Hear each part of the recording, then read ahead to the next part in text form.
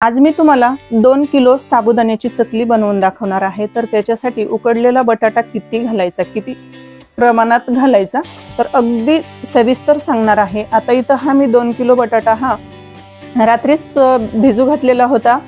तर हा वजनीप्रमाणे 2 किलो बटाटा साबुदाणा आहे आणि त्याच्यासाठी बघा मी इथं 8 किलो बटाटे हे मोजून उकडायला शिजू घातले होते। उकडण्यासाठी उकडल्यानंतर बघा 8 किलो बटाटे उकडून घेतले, नंतर त्याचं साल्ट काढून ते आपल्याला खिसणीने खिसून घ्यायचे होते। तर मी ते खिसून घेतलेले आहेत। आता त्याच्यासाठी बघा आपल्याला लागणार आहे चवीनुसार मीठ आणि चवीनुसार लाल तिखट लागणार आहे। आता तुम्ही इथं लाल तिखटाच्या ऐवजी जर तुम्हाला हिरवी मिरची घालायची असेल तर तुम्ही तुमच्या आवडीनुसार घालू शकतात। आणि इथं बघा मी आता 10 किलोचं प्रमाण आहे, म्हणजे 2 किलो साबुदाणा आणि 2 किलो साबुदाण्याला आपल्याला 8 किलो बटाटे लागणार आहेत। आता त्याच्यासाठी बघा गॅसवर काही एवढं मोठं पातेलं आपल्याला काही ठेवता येणार नाही, म्हणून मी काय केलं, टेरेसवर चूल पेटवली आणि मोठं एक जाडबुडाचं पातेलं ठेवलं। आता इथं सुरुवातीला आपल्याला चूल पेटवली आणि मोठं जाडबुडाचं पातेलं ठेवलं आणि त्याच्यामध्ये आपल्याला जवळपास 2 तांबे पाणी ठेवायचं आहे। आता पाण्यामध्ये थोडंसं चवीनुसार मीठ आणि चवीनुसार लाल तिखट घालायचं आहे। पाण्याला दणदणीत अशी उकळी आली की काय करायचं, त्याच्यामध्ये आपल्याला साबू घालायचा आहे। आता हा साबुदाणा भिजलेला होता, तर भिजल्यानंतर काय केलं, तो आपल्याला हाताने पूर्ण असा मोकळा सुटसुटीत करून घ्यायचा होता। मी मोकळा सुटसुटीत करून घेतला, तोपर्यंत पाण्याला उकळी आली। आता उकळी आल्यानंतर बघा आपल्याला या पाण्यात हा साबुदाणा घालायचा आहे आणि नंतर चमच्याने आपल्याला काय करायचा आहे, तो मिक्स करून घ्यायचा आहे। असा साबुदाणा जर तुम्ही चकलीसाठी जर शिजवून घेतला ना, तर काय होतं, आपली जी चकली आहे तर ती तळल्यानंतर एकदम अशी खुसखुशीत आणि कुरकुरीत लागते, एकदम अशी क्रिस्पी बनते। आणि असं साबुदाणा शिजवून घेतल्यामुळे काय होतं, चकली ही आपली एकदम अशी जास्त फुगते, अशी फुलते। आता इथं बघा जवळपास आपल्याला 7 ते 8 मिनिट लागणार आहेत। एकदम म्हणजे फक्त काय करायचं, जास्त जाळ घालायचं नाही तर चुलीखाली, चुलीत जास्त जाळ नाही घातलेला, फक्त आपल्याला हारावरच हा साबुदाणा काय करायचा आहे, बंद म्हणजे थोड्याशा जाळावरच आपल्याला हे शिजवून घ्यायचं आहे। साबुदाणा हा शिजला की आपल्याला पटकन ओळखायला येतो, तो थोडासा कलर चेंज झालेला दिसतो। आता इथं बघा मस्त हा साबुदाणा असा शिजवून घ्यायचा आहे। आणि साबुदाणा बघा शिजल्यानंतर मी काय केलं, पातेलं चुलीवरचं खाली उतरून घेतलं आणि साबुदाण्याचं जे मिश्रण आहे तर ते आपल्याला थोडंसं थंड होऊ द्यायचं आहे। तर बऱ्यापैकी थोडंसं थंड झालेलं आहे, तरी थोडं गरम आहे। पण काय करायचं, आता हे बटाटे जे आता खिसून घेतलेले आहेत, उकडलेला जो बटाटा आहे तो आपण खिसून घेतलेला आहे, तर ते मोठे एका टोपल्यात घेतलेला आहे मी खिसून, आणि त्याच्यामध्ये वरून आपल्याला हा साबुदाणा घालायचा आहे। साबुदाणा थंड झाला की पूर्ण काय करायचं, आपल्याला हे मिश्रण मिक्स करून घ्यायचं आहे। आता इथं मिश्रण आपलं चकलीसाठी पूर्ण मिक्स करून तयार झालेलं आहे। आता इथं बघा आपल्याला लगेच चकली बनवायची आहेत, तर चला चकली आपल्याला बनवण्यासाठी आता लगेच घ्यायच्या आहेत। तर इथं मी काय केलं, सुऱ्या घेतलेला आहे आणि त्याच्यामध्ये आपल्याला जी चकलीची प्लेट आहे तर ती घालायची आहे। तर सुऱ्यालातून आपल्याला थोडंसं तेल पुसून घ्यायचं आहे, लावून घ्यायचं आहे तेल, म्हणजे कसं हे जे मिश्रण आहे चकलीचं तर ते जास्त असा राडा होणार नाही, चिकटणार नाही, म्हणून आपल्याला थोडंसं तेल लावून घ्यायचं आहे।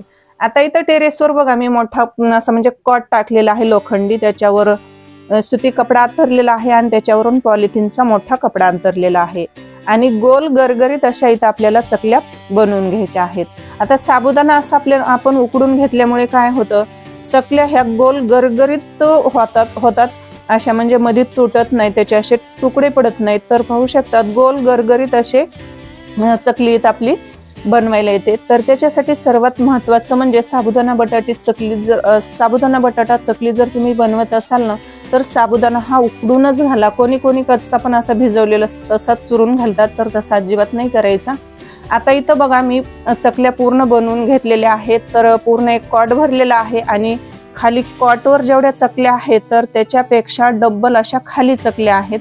तर जवळपास इथं 6 मीटरचं बघा कॉटवर जो आहे पॉलिथिनचा कपडा, तर तो 2 मीटर आहे आणि खालचा जो आहे तर तो 4, असा 6 मीटर पॉलिथिनचा जो कागद आहे तर तो 10 किलो बटाटे आणि 8 किलो बटाटे आणि 2 किलो साबुदाणा तर याच्याने काय होते, 2 पॉलिथिन्सचे कपडे भरलेले आहेत, म्हणजे खूप मोठ्या चकल्या झालेल्या आहेत.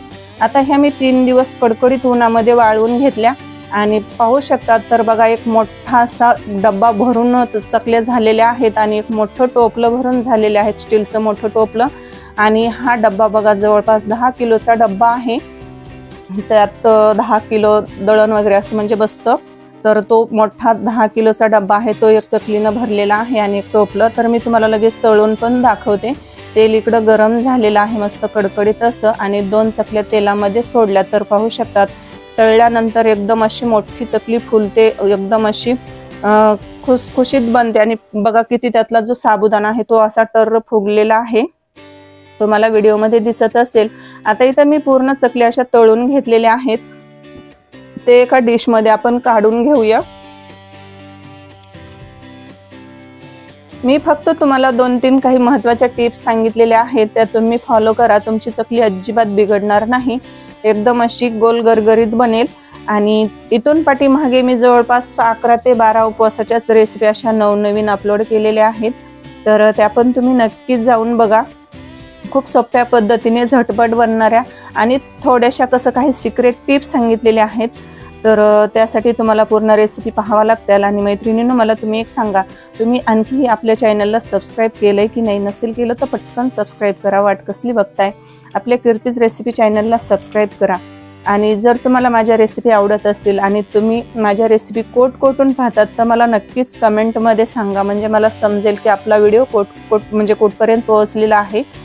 आणि रेसिपी आवडली असेल तर प्लीज एक लाईक करत जा, म्हणजे तुमच्या एका लाईकमुळे मला खूप मोठं प्रोत्साहन मिळतं आणि रेसिपी बनवायला असा उत्साह येतो म्हणजे. आणि रेसिपी आवडली असेल लाईक करा, शेअर करा. आणि कीर्तीज रेसिपी या चॅनलला जर तुम्ही सबस्क्राईब करायचे विसरून गेला असाल तर पटकन सबस्क्राईब करा आणि सोबतच साईडची बेल वाजवायला अजिबात विसरू नका, म्हणजे तुम्हाला नवनवीन रेसिपीचा अपडेट पडेल. म्हणजे नवनवीन रेसिपीसाठी तुम्हाला साईडची बेल वाजवावी लागेल.